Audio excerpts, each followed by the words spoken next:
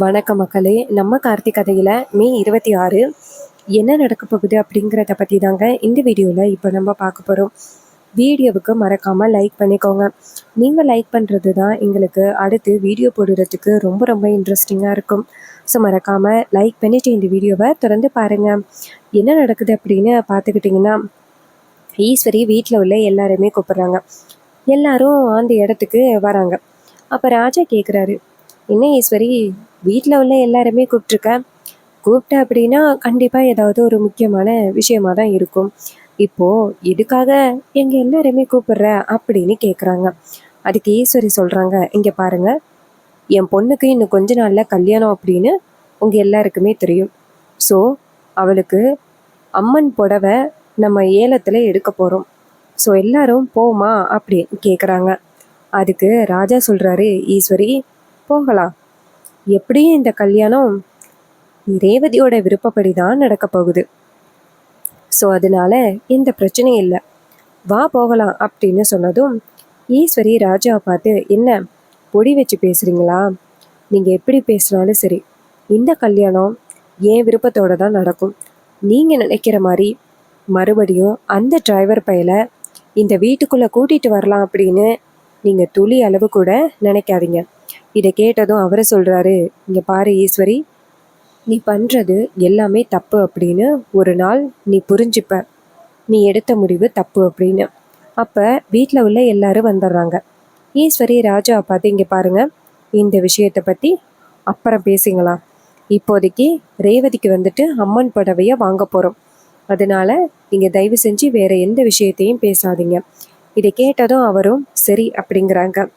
ஈஸ்வரி வீட்டில் உள்ள எல்லாரும் வந்ததோட ரேவதி கேட்குறாங்க, அம்மா, அம்மன் புடவை எனக்காக எடுக்க போகிறோமா? ஈஸ்வரி சொல்கிறாங்க, ஆமாம் ரேவதி, ரோகிணிக்கு கல்யாணம் நடந்தப்பையும் அம்மன் புடவையை ஏலத்துக்கு எடுத்து தான் ரோகிணியோட கல்யாணத்தையே நடத்தணும்.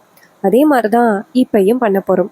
இது கேட்டதும் ரொம்பவே சந்தோஷப்படுறாங்க ரேவதி. அப்படியாம்மா, அம்மன் புடவையை கல்யாணத்தில் கட்டிக்கு இருக்கிறது எவ்வளோ பெரிய புண்ணியம் தெரியுமா? அது இப்போ நடக்க போகுது அப்படின்னு ரொம்ப ஹாப்பியாக பேசுகிறாங்க. ஈஸ்வரி சொல்கிறாங்க, அம்மாடி, நீ எப்போவுமே எந்த பிரச்சனையும் இல்லாமல் ரொம்ப நல்லா இருக்கணும். அதான் உன் கல்யாணம் எந்த தடையும் இல்லாமல் நல்லா இருக்கணும் அப்படிங்கிறதுக்காக நான் இப்படி ஒரு முடிவெடுத்தேன். ரேவதி சொல்கிறாங்க, அம்மா, நீங்கள் எப்போவுமே பெஸ்ட் அம்மா, எல்லாருக்கும் நல்லது தான் பண்ணுறீங்க. அதை நினச்சா எனக்கு ரொம்ப சந்தோஷமாக இருக்குது அப்படின்னு ஈஸ்வரி சொல்கிறாங்க, அம்மாடி, எப்போவுமே உனக்கு நல்லது மட்டும்தான் யோசிப்பேன். அதனால தான் இது எல்லாத்தையுமே நான் முடிவு பண்ணுறேன். ரேவதியும் சரிம்மா அப்படின்னு சொல்லிட்டு எல்லாரும் சேர்ந்து நேராக கோவிலுக்கு கிளம்புறாங்க. எல்லாருமே கோவிலுக்கு போகிறாங்க. அங்கே வந்துட்டு நம்ம ஹீரோ இருக்காருல்ல, ஏற்கனவே நிற்கிறாரு. ஹீரோவை பார்த்ததும் ரேவதிக்கு செம ஷாக்கு. நம்ம எம்டி சார் இங்கே என்ன பண்ணுறாரு, அவருக்கு இங்கே என்ன வேலை அப்படின்னு ஷாக் ஆகுறாங்க.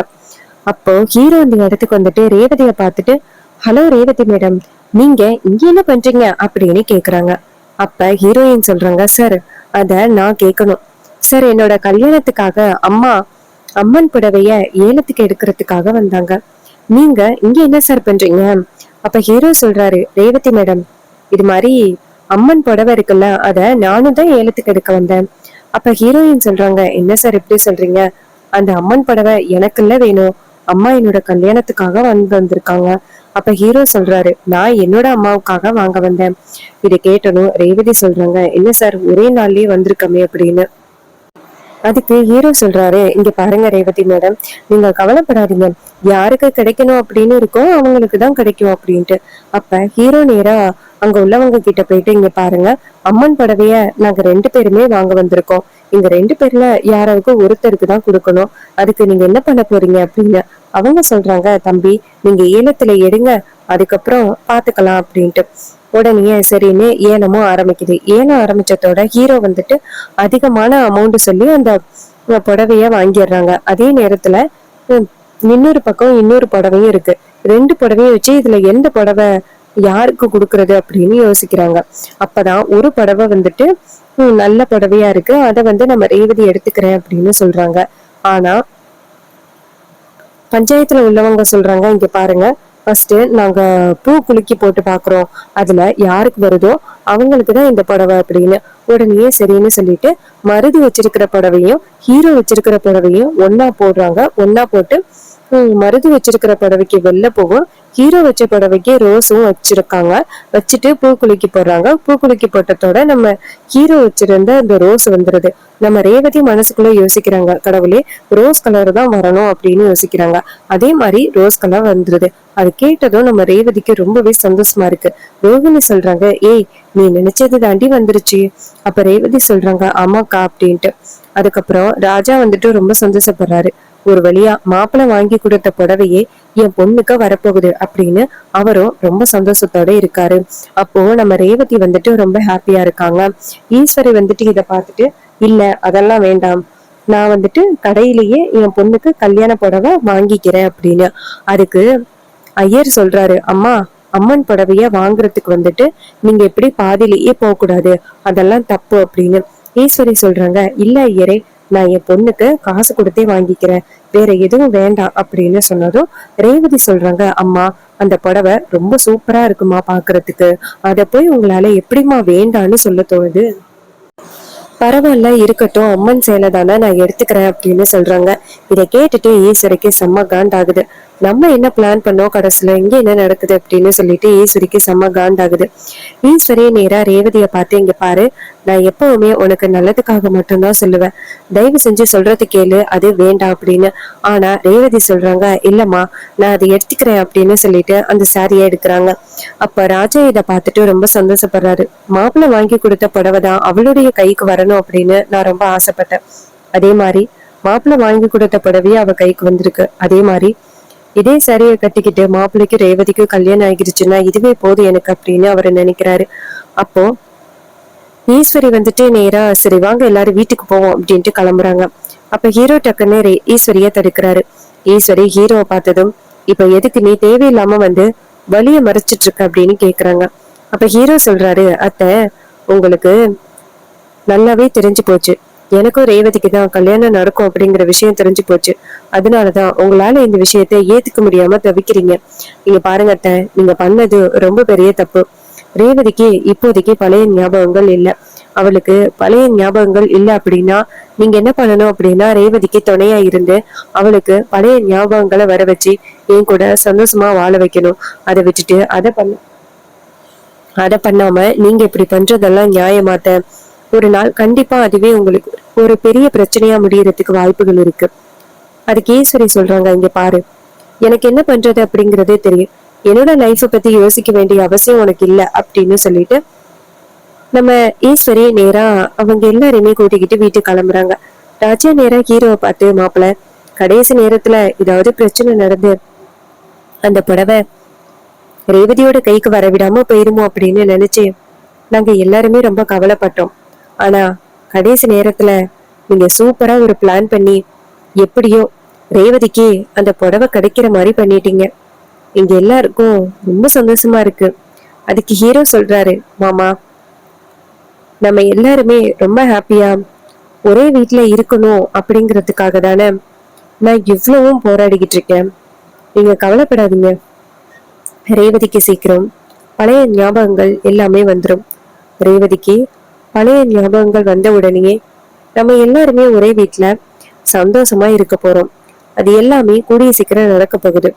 உடனே நம்ம ராஜா சொல்றாரு, ஆமா மாப்பிள்ள, அப்படியே நீங்க ரேவதியோட கழுத்துல தாலி கட்டிட்டீங்கன்னா போதும். ஒருவேளை ரேவதிக்கு பழைய ஞாபகங்கள் வரல அப்படின்னாலும் நீங்க என்ன நடந்தாலும் சரி ரேவதியோட கழுத்துல தாலி கட்டிடுங்க. அதுக்கப்புறம் என்ன நடந்தாலும் நாங்க பாத்துக்கிறோம்.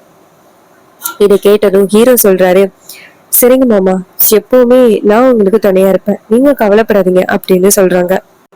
அப்புறமா ரேவதி நேரா வீட்டுக்கு போறாங்க. வீட்டுக்கு போனதும் அவங்க அக்கா ரோகிணி இருக்காங்கல்ல, அவங்க நேரா ரேவதியை பார்த்து, ரேவதி இப்போ உனக்கு செம்ம ஹாப்பியா இருக்கும் போலயே. ரேவதி கேக்குறாங்க, ஏங்க அப்படி சொல்ற? அதுக்கு ரோகிணி சொல்றாங்க, இல்ல உனக்கு ரொம்ப பிடிச்சவங்க உன் கல்யாணத்துக்கு கட்டுறதுக்காக புடவைய வாங்கி கொடுத்துருக்காங்களே, அதாண்டி கேட்டேன்.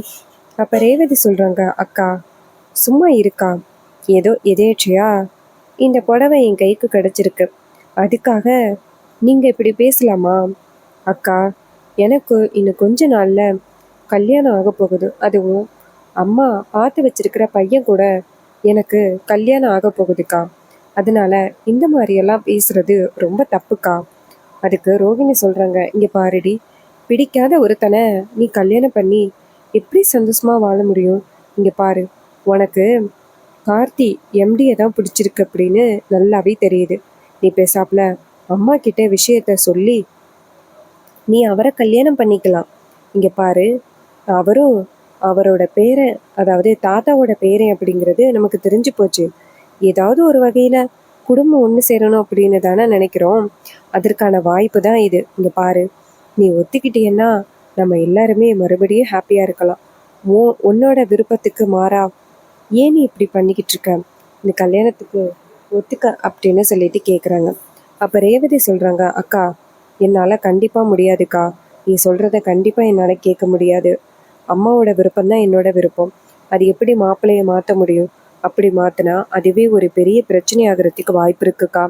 தயவு செஞ்சு நீ வந்துட்டு என்னோட விருப்பத்துக்கு மாறா, இந்த குடும்பத்தோட விருப்பத்துக்கு மாறாவும், அப்பாவோட விருப்பத்துக்கு மாறாவும் நான் எந்த வகையிலையும் எந்த துரோகத்தையும் அவங்களுக்கு பண்ண முடியாது.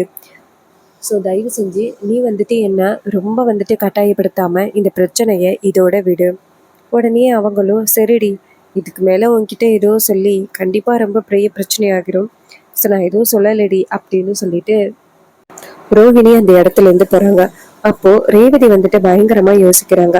அக்கா சொல்றது உண்மைதான். ஒருவேளை அவங்களுக்கும் எனக்கும் கல்யாணம் ஆகிருச்சு அப்படின்னா அதுக்கப்புறம் இந்த சூழ்நிலையை என்னால மாத்தவே முடியாது. பிடிக்காத ஒருத்தர் கூட நம்மளால கடைசி வரைக்கும் வாழவே முடியாது. சோ அம்மா கிட்ட இந்த விஷயத்த பத்தி சொல்றது நல்லது. அம்மா கண்டிப்பா என்னோட மனசை புரிஞ்சு ஏத்துப்பாங்க. ஏன்னா வீட்டுல நடக்கிற பல பிரச்சனைகள்ல இருந்து அம்மா நிறைய சால்வ் பண்ணியிருக்காங்க. இதே மாதிரி எனக்கும் சால்வ் பண்ணுவாங்க அப்படின்னு எனக்கு தோணுது. நான் போயிட்டு இப்பவே அம்மா கிட்ட பேசுறேன் அப்படின்னு அவங்க என்ன பண்றாங்கன்னா நேரா ஈஸ்வரிய போய் பாக்குறாங்க. ஈஸ்வரி வந்துட்டு சொல்றாங்க, சொல்லுமா, என்கிட்ட ஏதாவது முக்கியமான விஷயம் சொல்லணுமா அப்படின்னு. அதுக்கு ரேவதி சொல்றாங்க, அம்மா இது மாதிரி எனக்கு இந்த கல்யாணத்துல விருப்பம் இல்லை. எனக்கு வந்துட்டு எம்டி கார்த்திக் சாரை தான் பிடிச்சிருக்கு. அவரை தான் நான் கல்யாணம் பண்ணணும் அப்படின்னு ஆசைப்படுறேன். இதை கேட்டதும் ஈஸ்வரிக்கு செம ஷாக்கு. ஏய், என்னடி பேசுற? தேவையில்லாத வேலையெல்லாம் பார்த்துக்கிட்டு இருக்க. அப்படியெல்லாம் நடக்கிறதுக்கு வாய்ப்பே இல்லை.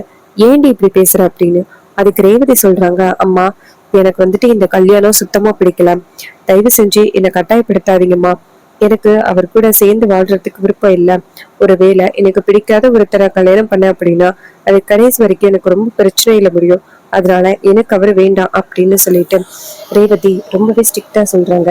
ரேவதி இந்த அளவுக்கு ஸ்ட்ரிக்டா சொல்றத பார்த்துட்டு ஈஸ்வரிக்கு செம்ம ஷாக்கிங்கா இருக்கு. என்னடா இது இவருக்கு சொல்றாளே அப்படின்னு ரொம்பவே அதிர்ச்சி ஆகுறாங்க. அப்போ ஈஸ்வரி வந்துட்டு ரேவதி கிட்ட, இங்க பாரு, அவனை யாருன்னே உனக்கு தெரியாது. அப்ப ரேவதி சொல்றாங்க, அம்மா, அவரும் ஒரு வகையில உங்களுக்கு மருமகன் வரதான் வரும். அவரும் சேதுபதி தாத்தாவோட பேரன் தான். அவரை கல்யாணம் பண்றதுல தப்பில்லை அப்படின்னு சொல்லிட்டு பேசுறாங்க. இதெல்லாம் கேட்டதும் ஈஸ்வரிக்கு ரொம்பவே அதிர்ச்சி ஆகுது. சோ இந்த கதை உங்களுக்கு பிடிச்சிருக்கா? இந்த கதை பிடிச்சிருந்துச்சுன்னா இந்த வீடியோவுக்கு மறக்காம லைக் பண்ணிக்கோங்க. நீங்க லைக் பண்றதுதான் எங்களுக்கு அடுத்தடுத்து வீடியோ போடுறதுக்கு ரொம்பவே இன்ட்ரெஸ்டிங்கா இருக்கும். ஸோ மறக்காம லைக் பண்ணிட்டு இந்த வீடியோவை தொடர்ந்து பாருங்க.